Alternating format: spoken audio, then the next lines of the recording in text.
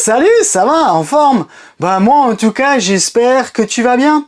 Eh ouais, bah tu vois là, aujourd'hui je suis en mode détente, pas de tuto technique. Bah aujourd'hui on va pas réparer, on va pas faire du montage d'accessoires sur des véhicules de VDL. Non, non, non, non, non. C'est tout à fait autre chose. Pour moi, c'est vraiment une première. Je suis tout ému, je suis tout ému. Ma toute première vidéo, j'appelle ça carnet de voyage. Bah oui, bah voilà, cet été, je suis allé en Croatie, Slovénie, en road trip avec mon fourgon. Et j'avais vraiment envie de te partager du contenu, de belles images, de belles photos, de belles vidéos. Oui, je sais, on va pas être non plus sur des vidéos genre Ushuaïa, nature et tout ça, non. On n'a pas le même budget, il n'y a pas le même nombre de personnes derrière et on n'a pas le même matériel, hein, et non plus les mêmes connaissances. Donc je suis vraiment allé un peu en freestyle avec mon iPhone, machin. Mais j'ai quand même fait, enfin je pense, j'espère vraiment que j'ai fait un bon montage pour que les vidéos et les images te soient vraiment les plus belles possibles et que ça te met des petites étoiles dans les yeux. Voilà. Mais avant de commencer cette vidéo, avant de te montrer mon petit road trip en fourgon, comme à mon habitude, je tenais à remercier tous mes abonnés qui me suivent depuis pas mal de temps sur la chaîne. Merci pour vos visionnages, merci pour vos likes. Et si toi t'es tout nouveau sur ma chaîne, merci en tout cas toi aussi. Et si tu as envie de t'abonner, merci du fond du cœur, ça fait super plaisir. Alors déjà, pour commencer, je sais pas toi comment tu as l'habitude de fonctionner. Moi en fait pour les vacances, ça fait vraiment pas mal d'années, je ne fais plus de programme. Voilà. Parce qu'au départ on prévoyait tel et tel arrêt et ainsi de suite. Et en finalité, à la fin des vacances, j'ai même pas fait la moitié. Voilà. Parce que je partais toujours en fourgon ou en camping-car et la liberté, c'est que tu peux faire plus ou moins comme tu veux. Et on s'est toujours rendu compte que sur le trajet, on voit des petites choses, des machins et tout. Et voilà, le programme il est foutu, hein, voilà. Donc c'est pour ça que pour ce road trip en fourgon, on savait qu'on voulait aller en Croatie, descendre vraiment jusqu'à Dubrovnik. Et après on s'est vraiment laissé porter de ce qu'on allait voir au fur et à mesure de notre voyage. Donc pareil, dans cette vidéo, en fait moi je suis vraiment très nature, tu vas voir très peu en fait d'images, de monuments, ainsi de suite, parce qu'en fait j'ai vraiment du mal à être au contact du monde, j'arrive plus. C'est pour ça que je fais beaucoup en fait de sorties nature, en forêt, montagne, là où il y a vraiment pas trop de monde. Bon là maintenant dans cette vidéo on a visité quelques lacs où il y a quand même un peu de people et quand même un peu de passage, mais en tout cas moi j'y vais toujours en fait le matin et comme ça je peux faire tranquillou. Donc voilà, donc ne t'attends pas maintenant à voir des super images de monuments, de bâtiments, ainsi de suite. C'est pas mon truc, mais par contre si tu veux vraiment voir des beaux paysages, ainsi de suite, t'es à la bonne adresse, hein, voilà. Je voulais quand même le préciser, voilà. Alors, une petite chose aussi à savoir pour la Croatie au niveau du stationnement pour la nuit. Donc, que tu sois en camping-car ou en fourgon, déjà, le camping sauvage est interdit. Donc, si la police passe, t'as d'office une amende. C'est normal, c'est pour éviter que les gens se garent n'importe où et éviter qu'ils foutent le bordel partout, voilà. Donc, t'es obligé d'aller vraiment sur des terrains de camping, voire des zones spécifiques. Et après, t'as des petits parkings qui sont vraiment aménagés au bord de l'eau. Après ça je trouve vraiment abusé, hein, on a vraiment éclaté le budget là pour les vacances. C'est que le long de la côte, bah tu trouves quasiment rien sous les 50 voire 60 € la nuit pour le stationnement. Donc t'as pas forcément encore le nombre de personnes à dire dans le forfait, si tu as encore les animaux, ainsi de suite. Donc c'est horriblement cher. Il y a des moments, bah, t'as pas un pet d'ombre, tu peux être juste sur un terrain goudronné. Bon, par contre, c'est royal. T'en avais certains, bon, c'est pas arrêté, mais parce que je trouve ça abusé. T'as un terrain goudronné, t'as pas un arbre, t'as rien du tout. Bon, tu fais 10 mètres, t'as les pieds dans la mer qui est vraiment bleue mais transparente. Mais voilà, je trouve qu'ils ont pigé le commerce, voilà. Donc tu peux te retrouver je dirais à un emplacement fourgon avec 2 adultes, un enfant, 2 chiens, sans problème, vers les 80 € la nuit. Voilà, donc il faut vraiment un petit peu fouiner. Voilà, moi j'ai fouiné un peu sur le parc Fortnite, voir un petit peu ce qui existe. Ouais, je fais ça rarement, mais j'ai vu certains commentaires vraiment abusés où voilà, c'était juste une pompe à fric et moi j'ai horreur de ça. Donc on a fait un petit peu notre tri. Dubrovnik, là c'était d'office 95 balles, voilà, t'as pas forcément, on va dire encore, la flotte, l'électricité et tout. Bon, tu peux bénéficier quand même, on va dire, des sanitaires, mais je trouve c'est vraiment abusé, ils ont vraiment pigé le commerce, quoi, hein, voilà. Alors je sais pas si maintenant, toi si tu le sais déjà ou non, bah voilà, moi, Mikey, ben, j'habite en Alsace, à quelques kilomètres au nord de Strasbourg. Donc pour aller directement en Croatie, bah, on passe forcément par l'Allemagne. Pour nous, c'est vraiment le plus court. Donc on a traversé l'Allemagne, tranquillou. On va passer par l'Autriche. Alors pour l'Autriche et Slovénie, il faut vraiment que tu fasses très attention. C'est qu'il faut une vignette pour l'autoroute. Donc à l'Autriche, donc ça c'était très bien. C'est vu qu'on est passé par Munich et tout. De toute façon, je vais te montrer. Ah, là maintenant, tu vois le trajet que j'ai utilisé. Voilà. Donc en gros plan, donc on est passé par Munich et tout, et en arrivant à la frontière autrichienne, sur le côté, c'était pas un péage, c'était vraiment vers la douane, sur le côté, tu avais des petites cabanettes avec des automates où tu pourras acheter la vignette autrichienne. Il te propose aussi d'acheter tout de suite la vignette autoroute pour la Slovénie. Alors vu que moi je connaissais pas du tout, j'ai une fois pris la vignette pour l'Autriche et je me suis vraiment fait avoir. Donc c'est pour ça que j'en parle. Quand tu vas y aller, donc ils vont te proposer une vignette autoroute pour 24 heures. Et moi, dans ma petite tête, je me suis dit, 24 heures, ça tombe bien. Là, il est 16h30, je vais me trouver un petit terrain de camping, passer la nuit. Et le lendemain matin, je vais repartir tranquillement pour continuer et aller vers la Slovénie. Non, en tout cas, c'est comme ça que j'ai fait. Et je vois 24 heures, c'est nickel. Et en fait, fais très attention. Moi, je me suis fait vraiment avoir. En fait, quand ils disent vignette 24 heures, oui, c'est 0h, 1 minute du matin jusqu'à le même jour, 23h59. Donc en fait, j'aurais dû prendre une vignette pour 2 jours. Moi, j'ai pas capté ça tout de suite. Donc j'ai pris ma vignette 24 heures, je dis ça tombe bien, j'ai passé ma nuit, le lendemain je suis parti. Et je sais plus comment, par quel biais, à un moment donné, je me suis dit, j'ai fait une connerie. Et oui, la connerie, je l'ai payé cher. Au retour des vacances, j'ai eu un PV. Et tiens-toi bien dans ton fauteuil, c'est que le PV, en fait, il m'a coûté 120 balles. Ouais, ça fait mal au derrière, 120 balles. Et donc j'aurais dû prendre soit 2 vignettes 24 heures, ou je sais plus comment que ça se goupille. Donc si tu passes la nuit en Autriche, regarde pour avoir au moins du 48 heures ou du 3 jours. Donc voilà, fais bien attention à ça. Mais c'est vraiment que pour circuler sur les autoroutes. Et la Slovénie, en fait, eux, c'était très simple. T'arrives pareil à la frontière, t'avais un mec dans une guitoune, il prend les coordonnées de ton véhicule, c'est d'office une vignette 3 jours. Voilà, c'était clair, net, précis, je risquais pas en fait de me gourer. Ah oui, pareil, donc j'ai oublié de le préciser.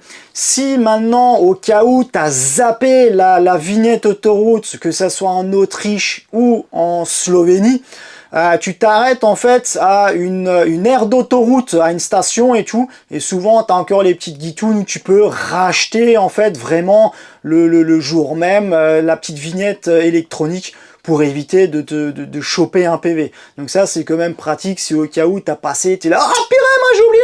Donc je suis voilà, bon, pas le jour d'après non plus, mais le même jour, tu peux quand même prendre ta petite vignette et tout, donc c'est quand même très pratique. Donc j'ai passé ma nuit tranquillou en Autriche. Après, on a regardé, on est allé en Slovénie, à la capitale qui est Ljubljana. Donc qui est vraiment une belle petite ville.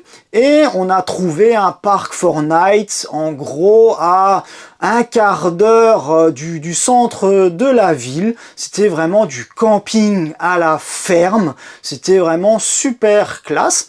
Et en plus, il vend des produits vraiment de ce qu'il produit. Voilà, donc tu peux acheter donc je vais te mettre de toute façon le lien dans la description du petit camping, du petit parc Fortnite.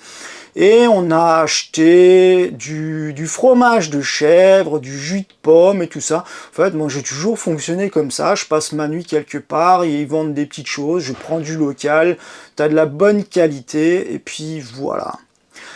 Alors, on a passé par la suite aussi 2 nuits là-bas pour aller à Ljubljana, donc de ce petit terrain de camping à la ferme, de ce petit parc Fortnite.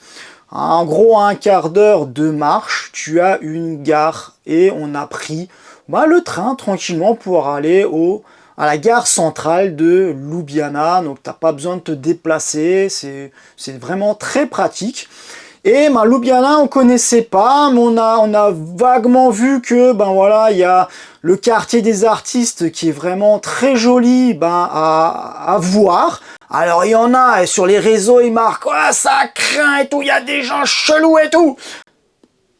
En fait, ils sont pas plus chelous que moi, tu vois. En journée, ça craint rien du tout. On a passé au moins, je pense, une petite heure là-bas, regarder et tout, venir les tags, les sculptures et tout ça. C'était vraiment magnifique. Et on est aussi principalement allé parce que il y a aussi le pont du dragon. Bah oui, je suis fan de dragon. Voilà, tu vois là il y en a un. Et après on a visité un petit peu et puis on a passé vraiment la journée là-bas. Et là, tu pourras voir maintenant les images de Ljubljana.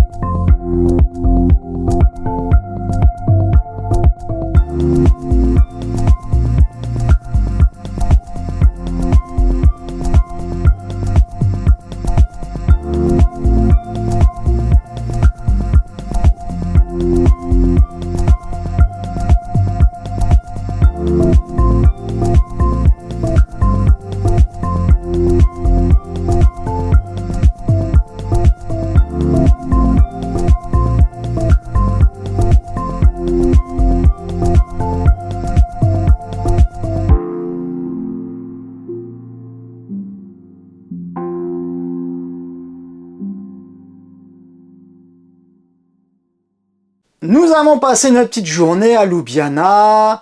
On est rentré nous, tranquillement à notre parc Fortnite. On a passé une petite nuit, on a encore repris des petits produits locaux et tout. Et après, on avait vu que on voulait aller vers vraiment la Croatie et on avait vu qu'il y avait les lacs de Plitvice. Alors, on s'est dit, on part et on va vers là-bas tranquillement. Et moi, voilà, je dirais, je sais plus maintenant combien, mais c'est peut-être 2 petites heures de route et on est allé vers là-bas, vers un petit terrain de camping. Voilà. Alors, le lac de Plitvice. Là, tu vois une petite image, voilà, du lac. C'est quelque chose qui est vraiment magnifique. Tu as différents circuits qui te proposent avec différents kilomètres, différentes durées, suivant comment tu es, ta condition physique, voilà. Tu as des gens qui peuvent faire que 1 ou 2 kilomètres et tu en as qui peuvent faire comme nous. Nous, on avait fait, je crois, c'était en gros 8 km 6 et on a flâné toute la journée là-bas. Donc, tu as différents parcours. Nous, on a pris le parcours H, que tu vois maintenant en image. Et voilà, c'est vraiment le plus grand circuit. Après, à savoir que tu as 2 entrées. Tu as entrée P1, donc parking 1, et tu as entrée 2, donc parking 2. Donc après le P1, je trouve que c'est pas mal si tu commences par ça, parce qu'en fait tu vas prendre vraiment le circuit dans le bon sens. Tu vas commencer de en bas et où c'est vraiment dégagé. Donc si tu y vas le matin à la fraîche, donc le matin tu vas voir déjà des super images, il fait bien frais, pour qu'au fur et à mesure que tu montes, au fur et à mesure de ta journée, pour que tu sois dans la partie haute, vraiment la partie qui est ombragée sous les arbres. Nous en fait on s'est fait avoir, c'est un grand mot, c'est que vu qu'on réserve pas grand chose, on était allé sur le site plus ou moins la veille et en plein été, pour éviter qu'il y ait trop de monde, donc tu es obligé de commander tes billets en ligne. Donc fais attention, prends vraiment les billets du site officiel des lacs de Plitvice, parce qu'après tu en as d'autres qui existent aussi, mais c'est pas trop officiel. Donc voilà, donc prends vraiment le truc officiel, au moins tu es sûr d'avoir tes tickets électroniques. Et on a regardé et au parking P1, il n'y avait plus aucun créneau, voilà, il n'y avait plus rien. Par contre, au P2, il restait encore je dirais des entrées à 8 heures. Alors c'est ce qu'on a fait, on est allé à l'entrée 2 et on a commencé par en haut, sur la partie ombragée, et on est redescendu pour finir sur la partie un peu découverte, courant d'après-midi. Et là, il chauffe quand même un petit peu. Bon, après, nous, on est équipés, sac de rando, la boisson, machin, ci et ça. Après, tu peux y aller aussi avec tes animaux. Donc, si t'as un chien, tu peux l'emmener avec. Bon, après maintenant nous la petite Shih Tzu, donc on l'a portée à la fin parce que ça lui faisait quand même beaucoup, mais sinon ma Sissi, elle a tenu le coup malgré la chaleur. Donc ça c'est aussi des choses à faire attention. En tout cas, je sais que si maintenant là je devais y retourner, je commencerai par le P1 et je ferai le circuit différemment. Voilà, donc c'est à savoir. Après, pareil, moi je trouve ça quand même abusé, c'est que les entrées sont horriblement chères. C'est hallucinant. Alors, je crois que c'est toute l'année, c'est 40 € pour les adultes et c'est 15 € pour les enfants. Donc juste les entrées, donc à 3. Heureusement, les animaux, on n'a pas besoin d'avoir encore une entrée, mais voilà, 2 adultes, un enfant, on était déjà à 95 balles. Voilà, t'as pas encore mangé et t'as pas encore le tarif du parking. Oui, parce que le parking aussi il est payant. Donc ça fait quand même déjà une belle journée. Hein, donc voilà. Et mais par contre, comme dit, malgré le tarif, c'est magnifique. Je regrette vraiment pas du tout d'y avoir été. On va laisser place aux images. Et à toi de voir si ça te plaît. Voilà. Et tu peux toujours me dire aussi en commentaire si c'est le genre de choses que tu aimes bien.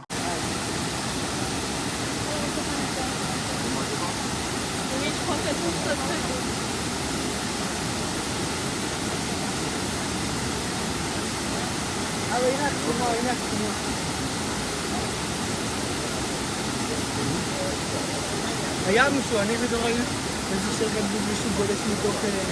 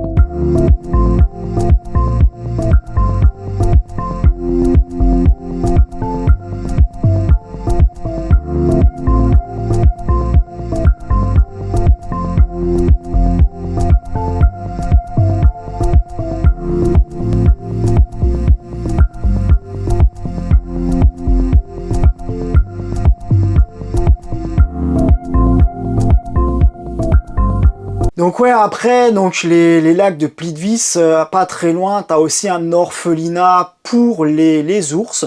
Ils vont recueillir en fait des ours qui erraient par exemple en ville ou n'importe, ou des ours qui ne peuvent plus se nourrir, se débrouiller par eux-mêmes dans la nature. Ils vont les recueillir, ils vont les mettre là-bas. Ils ont plusieurs enclos avec quand même beaucoup de place. Donc c'est ça qui est bien, parce que moi je suis toujours un petit peu réticent de ce genre de choses, mais là comme dit, ils sont vraiment très bien traités. Par contre, si tu veux les voir, faut y aller soit le matin ou le soir quand il fait pas très chaud, ou sinon en journée si tu as un temps couvert. Parce qu'on nous y était allé, il y avait une chaleur mais épouvantable, donc forcément ils se cachent dans la végétation et on n'a pas vu grand chose. Après, ce qu'on a fait, on a coupé à travers pour aller direction la mer. Donc ça, c'est quelque chose qui est magnifique aussi. C'est que à l'intérieur du pays, ça va plus être boisé. Et après, quand tu vas passer de l'autre côté de la montagne et tu vas aller du côté en fait de la mer, là, ça va être beaucoup plus rocheux. Donc il y a vraiment un contraste en fait de paysage. Donc c'est vraiment différent donc d'un côté de l'autre de la montagne. Moi, j'adore. Et on a longé la côte. En voici quelques images.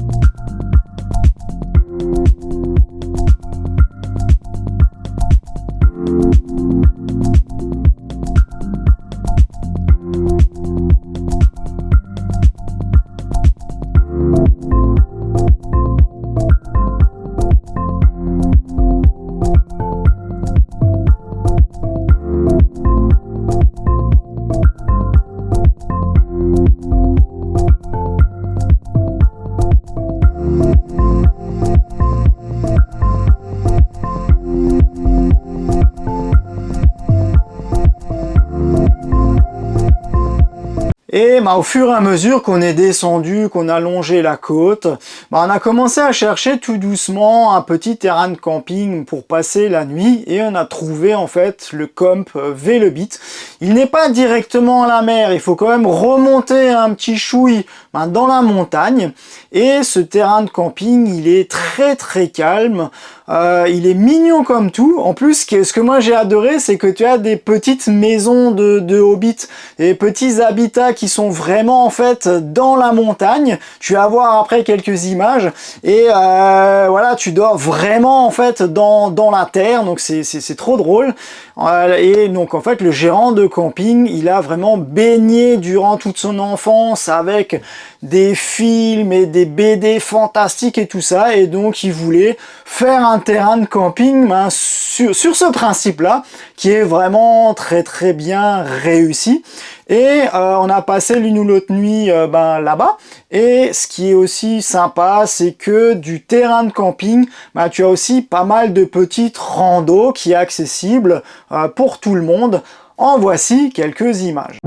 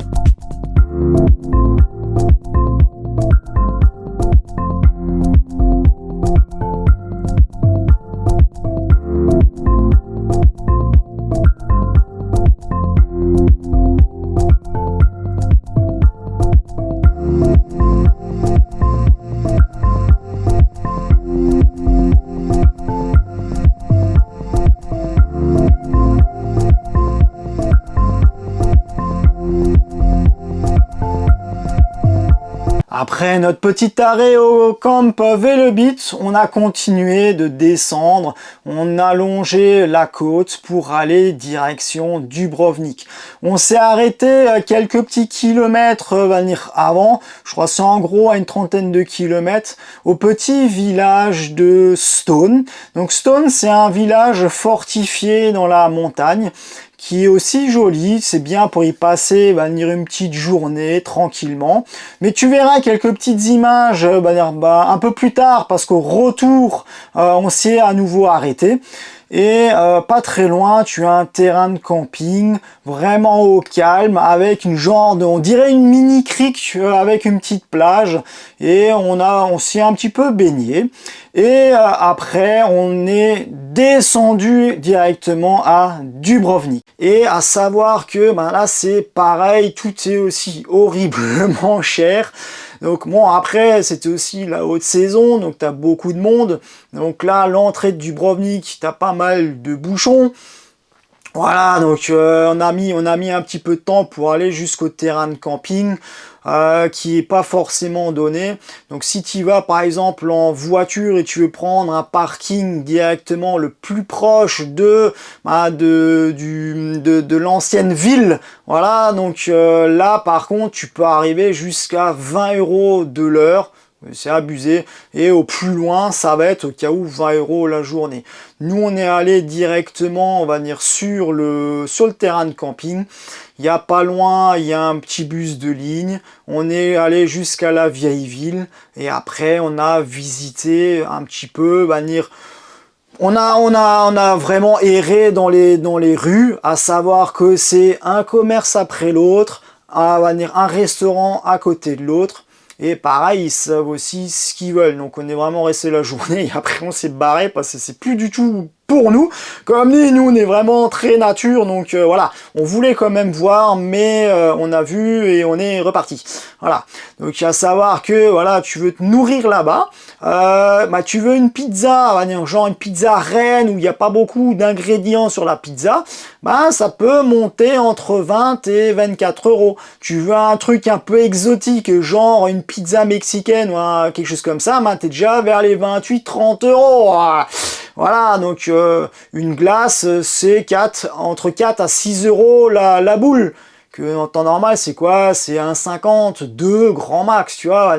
Donc voilà, donc tout est pareil, ils ont aussi pigé le commerce, tout est cher. Tu veux aller sur les remparts, juste, voilà. En fait, c'est comme Saint-Malo, en fait, chez nous en France. Donc là, tu veux visiter les remparts, ben, c'est 26 euros par personne, ce genre de choses. Donc renseigne-toi bien vraiment sur ce que tu veux faire ou non. Mais voilà, après, on a flâné un petit peu là-bas.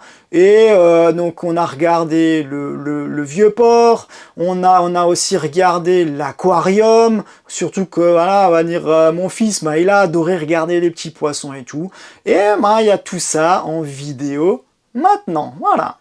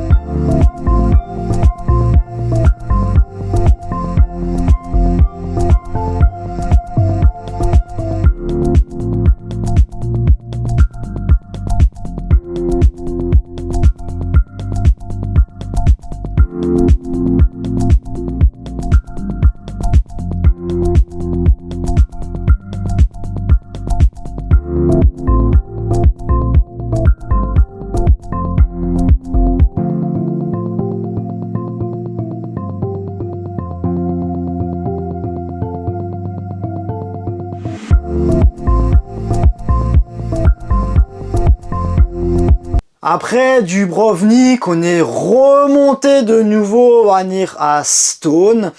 Comme j'avais dit précédemment, c'est un petit village un peu fortifié dans la montagne et tout ça. C'est hyper joli. Je vais te montrer, tu vas voir dans quelques instants des photos. Et pas très loin, en fait, on avait trouvé un terrain de camping et ils avaient en fait une petite plage moitié galets et moitié sable. Et donc là, on a passé aussi quelques petits jours tranquillou là-bas, des petites journées tranquillou pour se reposer un peu. Bah oui, c'est pas que du pas de course et tout, faut aussi penser à se reposer.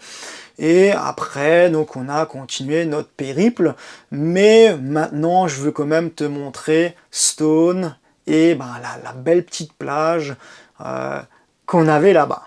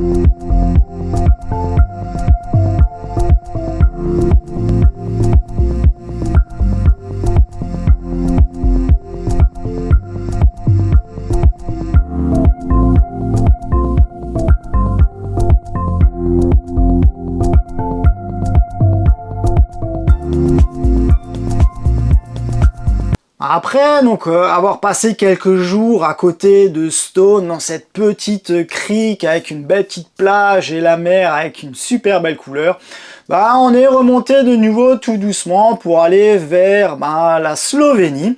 Et sur le trajet, ce que moi j'adore vraiment, c'est ces petits commerces que tu vas retrouver de vente de fruits et légumes, mais tu retrouves plus sur la partie sud de la Croatie. Donc des petits commerces comme celui-là. Et là tu as vraiment tout ce que tu veux comme produits frais, donc des tomates, de la pastèque, tu vas avoir du melon et plein d'autres choses, il y a même différents jus, donc c'est super classe. Et alors on est remonté vers Ljubljana, à côté de notre petit parc Fortnite qu'on s'était arrêté, donc déjà à l'aller. Voilà. Donc c'est vraiment le petit terrain de camping, vraiment camping à la ferme, très calme. Moi j'ai vraiment adoré ça. Et alors là pareil aussi des produits vraiment de la ferme, du fromage de chèvre, du jus de pomme et ainsi de suite, même du miel, c'est vraiment top. Alors, on avait passé de nouveau la nuit là-bas, et le lendemain, on est allé au lac du Bled, qui est en gros à 50 minutes de Ljubljana.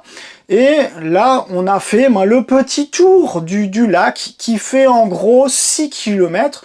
Bon, là, ils disent en 1h30. On a mis un peu plus de temps, parce qu'on a flâné. C'est super joli. En voici les photos et les petites vidéos du lac du Bled.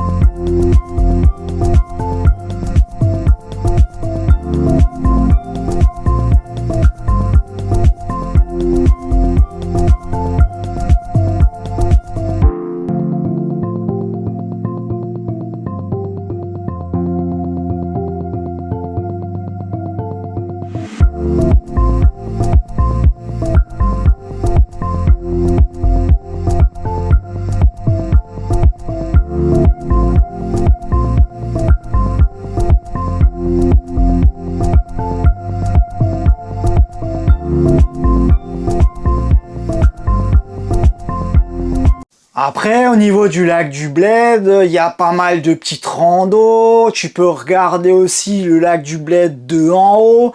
Voilà, tu peux vraiment découvrir le lieu. Tu peux passer quelques jours là-bas sans aucun problème, sans vraiment t'ennuyer. Il y a vraiment de quoi faire. Il y a même de la luge d'été. Il y a vraiment énormément de choses. Voilà, donc après, pas très loin, donc tu as aussi les gorges du Vinsgar, donc c'est vraiment super classe, ça aussi on a fait.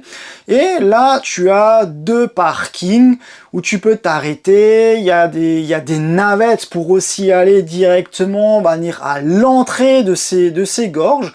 Là, par contre, c'était quand même beaucoup plus abordable.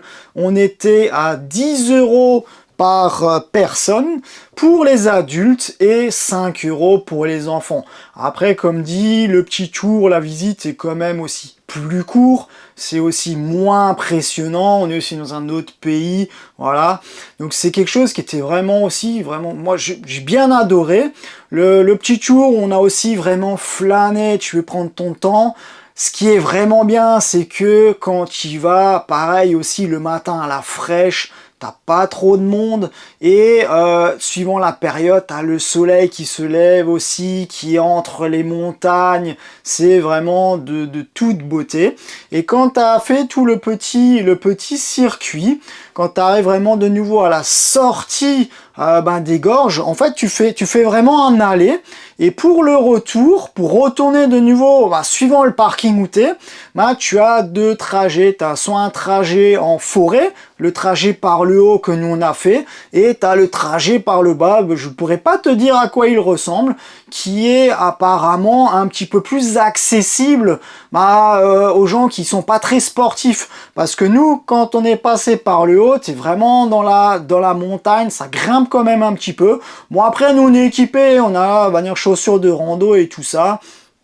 Et tu longes vraiment le haut des gorges et tu entends vraiment contrebas le bruit vraiment de l'eau et tout ça, c'est super joli pour arriver de nouveau à l'entrée.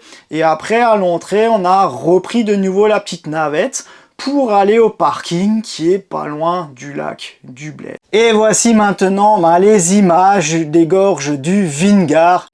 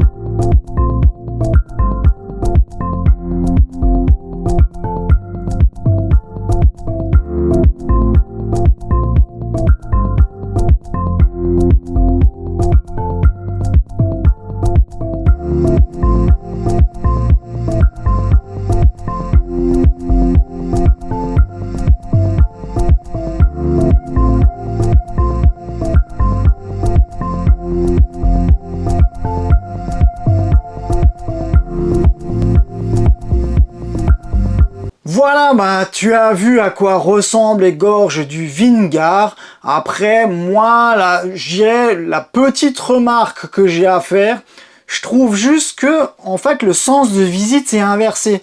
Parce que tu commences, en fait, par le haut, et tu longes vraiment, les gorges. Mais à mon sens, hein, ça aurait dû être l'inverse, il aurait dû commencer, en fait, par le bas, et vraiment remonter pour que tu aies, en fait, tout le long, les chutes et tout ça, en fait, de face. Que là, en fait, le fait que tu descends, il faut toujours que tu te retournes. Voilà, bon, c'est un petit détail, mais en tout cas, je trouvais que c'était super joli. Après ça, on est rentré tout doucement, de nouveau, vers la France. Déjà, quand on est parti de là-bas, il faisait en gros 32-34 degrés. On est sorti ensuite de Slovénie. J'ai repris la vignette autoroute Autriche. Et là, pour pas me faire avoir, je vais traverser l'Autriche en une fois et essayer de trouver un petit terrain de camping vraiment à l'entrée de l'Allemagne pour passer peut-être encore 1 ou 2 nuits là-bas pour pas tout de suite faire le trajet du retour en une fois. Voilà, bon, je suis pas non plus très âgé, mais j'aime bien faire aussi un petit peu tranquille. Et au fur et à mesure qu'on avance en Autriche et tout, tu vois les nuages, machin, tu dis oh là là là là, on est entre des montagnes et tout ça. Et on est arrivé vraiment à l'entrée de l'Allemagne, vraiment à la frontière allemande-Autriche. Et là, on s'est retrouvé, il faisait 12 degrés. Tu te rends compte, tu pars, il fait super chaud, super soleil, là, t'as un temps, mais vraiment pourri. T'as vraiment des nuages à fond, il fait 12 degrés. Bon, c'est quand même caillé, quoi. Mais bon, on va dire, voilà, c'est comme ça, c'est la nature. Et alors, on a passé 2 jours, on va dire, tranquillou en Allemagne. On a encore fait une petite rando et tout ça. On va dire, vu qu'on était entre les montagnes, c'était super joli. Et après, on est rentré jusqu'à la maison. Et là, heureusement, il faisait de nouveau un peu plus chaud. Voilà, on revenait de nouveau sur des températures de saison. On avoisinait de nouveau les 30 degrés. Et voilà, après, c'est de nouveau vidage du fourgon, le nettoyage et tout ça pour pouvoir à nouveau le remiser. Et la fois d'après, quand tu veux le sortir, il est à nouveau propre et de nouveau fonctionnel. Voilà. Ce tuto, malheureusement, il touche à sa fin. J'espère en tout cas que j'ai pu t'en mettre un petit peu plein les yeux, que tu as vu de belles photos, de belles vidéos, que cette première vidéo, voyage, t'a plu, que ça donne envie de découvrir ces pays qu'on a traversés ensemble aujourd'hui. Merci en tout cas de m'avoir suivi dans ce tout nouveau tuto voyage. On verra si on en fera d'autres, je l'espère. Merci pour ton visionnage, merci pour tes likes, merci pour tout. En attendant les prochains tutos, porte-toi bien, ciao ciao.